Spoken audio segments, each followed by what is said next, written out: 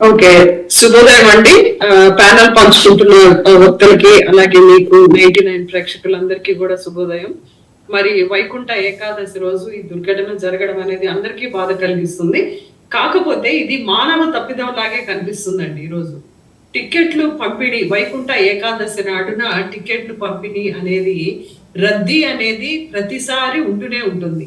కానీ దాన్ని ఆర్గనైజ్ చేయవలసినటువంటి తిరుమల తిరుపతి సంబంధించినటువంటి ఆయన అధ్యక్షులు గాని, ఆయన టిటిడి చైర్మన్ గాని, ఆయన ఎక్కడున్నారు, ఏం చేస్తున్నారు, అంటే సరిగ్గా సదుపాయాలు అందుతున్నాయా లేదా అనేటువంటి బాధ్యత వహించవలసినటువంటి వ్యక్తి అక్కడ ఉండనట్లుగా, ఏంటంటే ఆ ప్రెమిసిస్ లో ఉండనట్లుగా క్లియర్ గా అయితే సమాచారం వస్తుంది మాకైతే.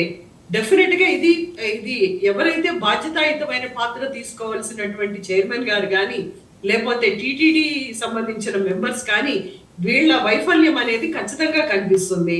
మరి ప్రభుత్వాన్ని, ఇంత పెద్ద మెజారిటీ ఇచ్చి కూర్చోబెట్టినటువంటి ప్రభుత్వాన్ని ప్రతి చిన్న దానికి కూడా గడిచినటువంటి జగన్మోహన్ రెడ్డి గారి పరిపాలన మీద బురద జల్లేటువంటి ప్రభుత్వ పెద్దలు ఏదైతే మొన్నటికి మొన్న హిందూ ధర్మానికి సంబంధించి, హిందూ మతానికి సంబంధించి ఒక పెద్ద మీటింగ్ రాయలసీమలో జరగడం జరిగింది.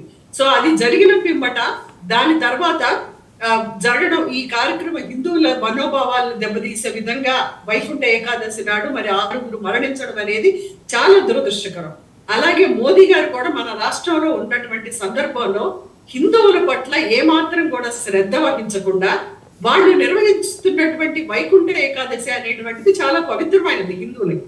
సో దాన్ని సమీక్ష ఏమాత్రం పట్టించుకోకుండా కేవలం ప్రచారాలకి, ఆర్భాటాలకి మాత్రమే అధికారులు గాని, పోలీస్ యంత్రాంగం గాని పూర్తిగా నిన్న ప్రధానమంత్రి ప్రోగ్రాం దగ్గర ఉండటం వల్లనైతేనేమి ఈ సంఘటన, ఈ దుర్ఘటన జరిగిందని అయితే ఖచ్చితంగా తెలుస్తుంది ఈ రోజు. సో అదే విధంగా సుజాత గారు, ఈ దుర్ఘటన జరిగింది తిరుపతిలో, ప్రధానమంత్రి కార్యక్రమం జరిగింది విశాఖపట్నంలో. ఎంటైర్ స్టేట్ పోలీస్ ఫోర్స్ విశాఖపట్నంలో కూర్చోదు కదా, తిరుపతిలో కూడా ఉంటుంది పోలీస్ ఫోర్స్ ఉంటుంది. అండ్ అక్కడ డిస్ట్రిక్ట్ కలెక్టర్, రెవెన్యూ అడ్మినిస్ట్రేషన్ ఆయన మానిటర్ చేస్తున్నారు, పక్క టీటీడీ మానిటర్ చేస్తుంది, TTD security and vigilance monitor చేస్తుంది, లోకల్ పోలీస్ మానిటర్ చేస్తున్నారు. How come you correlate the things అండి? వైజాగ్లో జరిగిన దానికి వందల సంవత్సరాలు చరిత్ర ఉన్నటువంటి తిరుమల తిరుపతి దేవస్థానం వైకుంఠ ఏకాదశి నాడు చాలా రద్దీగా ఉంటదనేది అందరికీ తెలిసినటువంటిదే. సామాన్యుల దగ్గర నుంచి అదే విధంగా పాలకుల వరకు అందరికీ తెలిసినటువంటి అంశమే. ఇదేమీ కొత్త అంశం కాదు. మరి దానికి సంబంధించినటువంటి తొక్కిసలాట అయితే పర్లేదు, మరి ప్రాణాలు పోయేంత తొక్కిసలాట జరుగుతున్నప్పుడు అధికారులు ఏం చేస్తున్నారు, లేకపోతే అక్కడ చైర్మన్లు ఏం చేస్తున్నారు, ఇది పూర్తిగా ప్రభుత్వ పరిపాలన వైఫల్యంగా కనిపించడం లేదా? ఈ రోజు సనాతన ధర్మం అని చెప్పి ఒక విషయాన్ని తీసుకొని, లేని దాన్ని లడ్డు విషయం తీసుకొని రాజకీయంగా వాడుకున్నటువంటి పవన్ కళ్యాణ్ గారు ఈ రోజు ఆ సనాతన ధర్మం కోసం, హిందూ ధర్మం కోసం ఎందుకు వైకుంఠ ఏకాదశి రోజు తిరుమల తిరుపతి స్థానంలో నిలబడలేకపోయారు?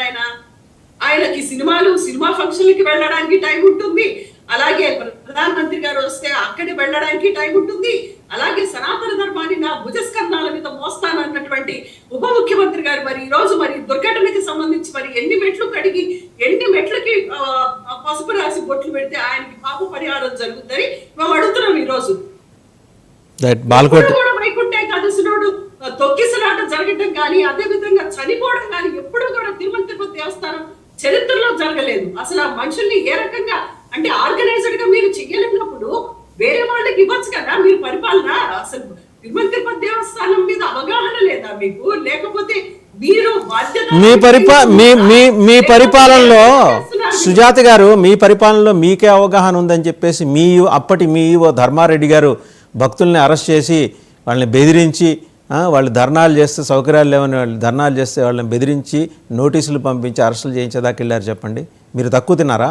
వాసుదేవుని గారు, మీరు ఒకటి ఇవాళ ప్రాణాలు పోయేంత వరకు అక్కడ నష్టం జరిగితే మీరు గడిచిపోయినటువంటి ప్రభుత్వాన్ని, వైకుంఠ ఏకాదశి అనేది ప్రతి సంవత్సరం వస్తుందండి, ప్రతి సంవత్సరం గడిచిపోయినటువంటి పరిపాలనని మీరు చెప్తారా?